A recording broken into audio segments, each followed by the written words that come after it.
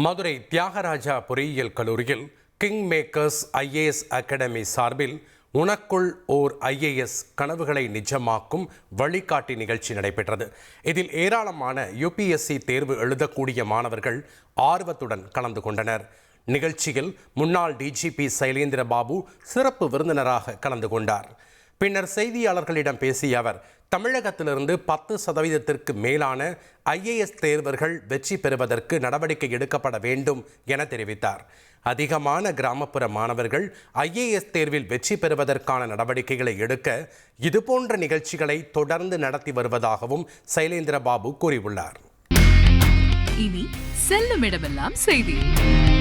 தந்தை டிவியின் வாட்ஸ்அப் சேனலை ஃபாலோ பண்ணினா செல்ல இருக்கும் இடமெல்லாம் செய்தி. இதோ QR கோட் இப்பவே ஸ்கேன் பண்ணுங்க, ஃபாலோ பண்ணுங்க.